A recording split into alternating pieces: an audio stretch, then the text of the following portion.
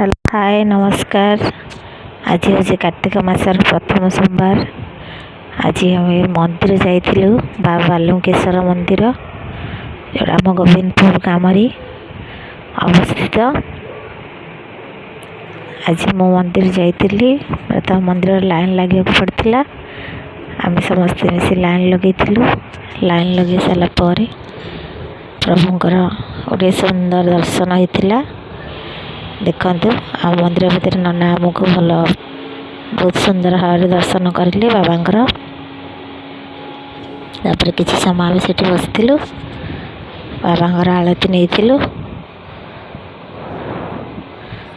मंदिर मो पूजा सारी बाहर बाहरी। तापर बेढ़ा परिक्रमा करती ठाकुर बेढ़ा चारिपाख बुली बेढ़ा परिक्रमा कली।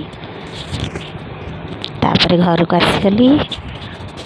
घर को आसी सारापर मुझे भात अर भात आमर कदलीपत्र बारी नहीं आसलु। कदलीपत्र खाइबा केते मजा आपण मैंने खाइले जानीपारे जी भी खाई तार मजा नहीं थे। ये समस्ते मो झी मो भाणी आ झीआरी मिसी आम कदलीपत्र अर भात बर्तमान बढ़ागला।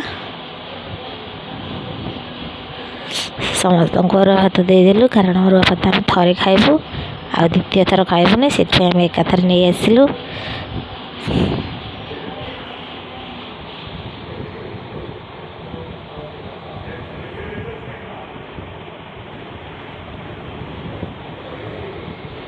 तापर आमर डाली आसीगला। डालमाटा आम गोटे बाड़िया डालमा कर दीचु। तापर समस्त डालीटा सर्व करागला।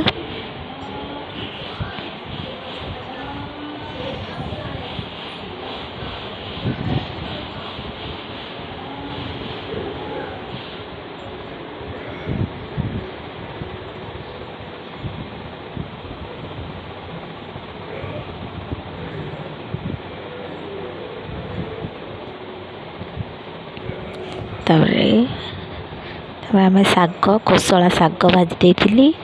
कोशला शाग ये आम आणलु समस्त को सर्व करदेली। तापर आम रेडी हो गला। अरुआ भात डालमा शाग भात ए आम रेडी हो गला। तापर आम समस्ते बस पड़ू खाइबापी। आसतु आज समस्ते आम सांग खाइबा।